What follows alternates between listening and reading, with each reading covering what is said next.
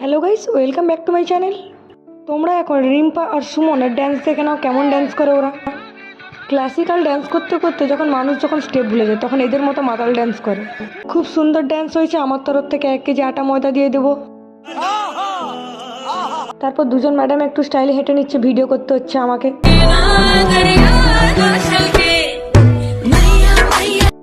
Guys, রাত্রে কেমন কুকুর তাড়াচ্ছে।